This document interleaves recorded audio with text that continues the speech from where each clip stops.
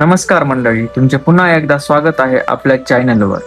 आज आपण बघणार आहोत घरामध्ये पैसा येतो पण टिकत का नाही. कितीही मेहनत केली तरी धंद्यामध्ये बरकत का होत नाही. दुकानामध्ये ग्राहक येत नाहीत, व्यवसायामध्ये वारंवार अडचणी येतात, हातात पैसे येण्याआधीच एखादा अनपेक्षित खर्च समोर उभा होतो आणि यासोबतच घरामध्ये छोट्या छोट्या कारणांवरून सतत भांडण का होतात. पती पत्नीमध्ये वाद, आई वडील आणि मुलांमध्ये गैरसमज, भावाभावांमध्ये भांडण, घरात सुख शांतीपेक्षा ताणतणावाचे वातावरण जास्त जाणवतं का? जर तुमच्या आयुष्यामध्येही हे सगळं घडत असेल तर आज हा व्हिडिओ शेवटपर्यंत नक्की बघा. तुमच्यासाठी हा व्हिडिओ खूप महत्त्वाचा होणार आहे, कारण आपल्या भारतीय संस्कृतीमध्ये असं मानलं जातं की ज्या घरामध्ये सकारात्मक ऊर्जा, प्रेम, समाधान आणि देवाचे स्मरण असते त्या घरामध्ये सुख समृद्धीचा वास असतो. पण काही वेळा घरातील वातावरण, आपल्या सवयी आणि आपल्या चुकीच्या वागण्यामुळे घरातील सकारात्मकता कमी होऊ शकते. आज आपण जाणून घेणार आहोत धंद्यामध्ये बरकत का होत नाही आणि घरामध्ये सतत भांडण का होतात. घरामध्ये सुख शांती आणि समृद्धी टिकवण्यासाठी आपण कोणत्या गोष्टी करू शकतो, तर चला मग सुरुवात करूया. पहिली गोष्ट, घरामध्ये सतत नकारात्मक बोलणं. मंडळी, आपल्या तोंडून निघालेला प्रत्येक शब्द आपल्या मनावर आणि वातावरणावर परिणाम करत असतो. जर घरामध्ये सकाळपासून आपण काही होणार नाही, आपला धंदा कधीच चालणार नाही, आपल्या नशिबात पैसा नाही, सगळं वाईटच होतंय, असं सतत बोललं जात असेल तर घरातील वातावरण निराशेने भरून जातं.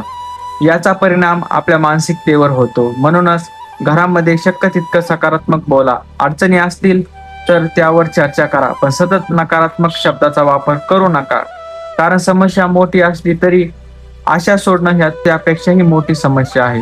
दुसरी गोष्ट म्हणजे घरातील भांडण. मंडळी, प्रत्येक घरामध्ये मतभेद होऊ शकतात, पण मतभेद आणि सततचे भांडण यात खूप फरक आहे. काही घरांमध्ये अगदी छोट्या छोट्या कारणांवरून वाद निर्माण होतात. पैशावरून भांडण, व्यवसायांवरून भांडण, मुलांवरून भांडण, नातेवाईकांवरून भांडण आणि हळूहळू घरातील प्रेम कमी होत जातं. लक्षात ठेवा, जिथे घरातील माणसं एकमेकांना समजून घेतात तिथे मोठ्या मोठ्या अडचणींवर मात करता येते. म्हणून घरामध्ये एखादा वाद झाला तर लगेच उत्तर देण्याऐवजी काही क्षण शांत राहा, कारण रागाच्या एका क्षणात बोललेले शब्द अनेक वर्षांचं नातं खराब करू शकतात. तिसरी गोष्ट म्हणजे धंद्यात प्रामाणिकपणा.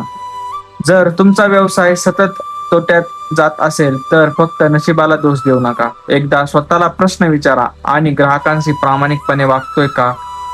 आपल्या कामाची गुणवत्ता चांगली आहे का?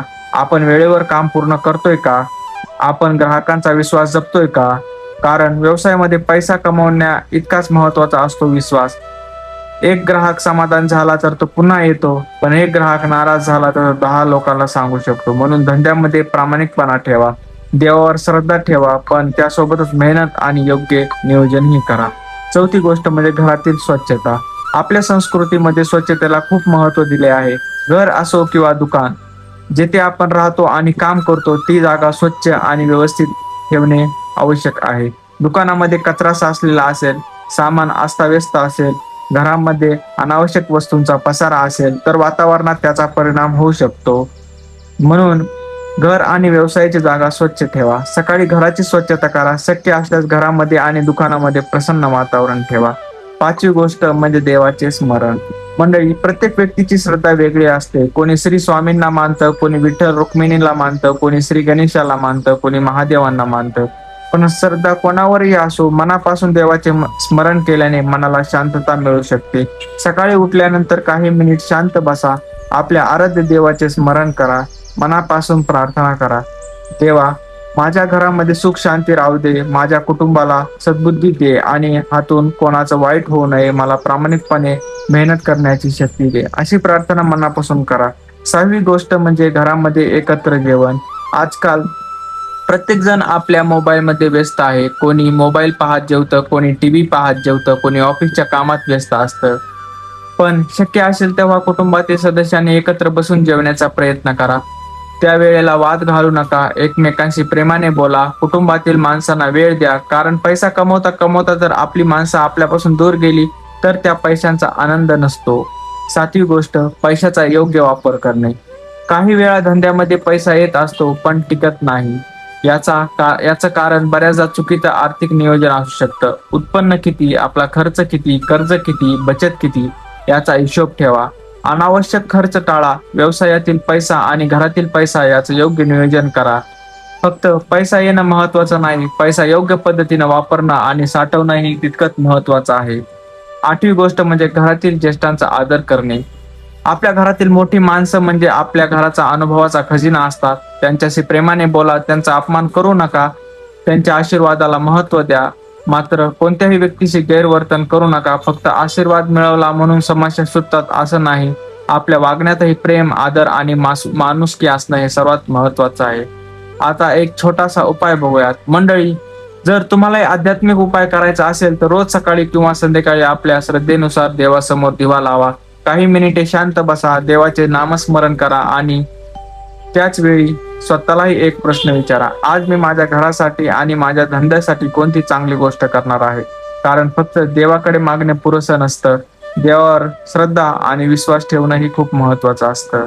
शेवटचा आणि सर्वात महत्वाचा संदेश म्हणजे धंद्यामध्ये नुकसान झालं म्हणून देवाला दोष देऊ नका. घरामध्ये भांडण झालं म्हणून लगेच कोणीतरी वाईट शक्ती केली असा निष्कर्ष काढू नका. कधी कधी समस्याचं मूळ आपल्या सवयीच असतात, काही चुकीच्या निर्णयामुळे, गैरसमजमुळे आणि कधी संवादाच्या अभावामुळे. म्हणून सर्वात आधी स्वतःमध्ये बदल करा. घरामध्ये प्रेम वाढवा, एकमेकांशी संवाद साधा, धंद्यामध्ये प्रामाणिकपणा ठेवा, पैशाचं योग्य नियोजन करा, मेहनत करा आणि आपल्या श्रद्धेनुसार देवाचे नामस्मरण करा. कारण जिथे प्रेम असतं तिथे घर टिकतं, जिथे प्रामाणिकपणा असतो तिथे विश्वास टिकतो, जिथे मेहनत असते तिथे प्रगतीची संधी निर्माण होते आणि जिथे श्रद्धा आणि सकारात्मक विचार असतात तेथे संकटालाही लढण्याची ताकद मिळते. म्हणून आजपासून एक गोष्ट नक्की करा. घरात भांडण झालं तरी शांत राहण्याचा प्रयत्न करा. धंद्यात अडचण आली तर कारण शोधा.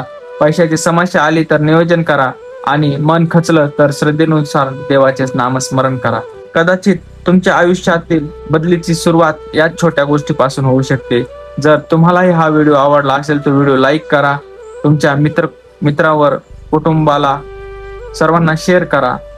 त्यांच्यापर्यंत हा व्हिडिओ नक्की शेअर करा आणि अशाच आध्यात्मिक, प्रेरणादायी आणि जीवनातील उपयोगी विषयांसाठी आपल्या चॅनलला सबस्क्राईब करा. तर पुन्हा भेटूया एका नवीन विषयासोबत. तोपर्यंत देव तुमच्या घरात सुख, शांती आणि समृद्धी देव. श्री स्वामी समर्थ.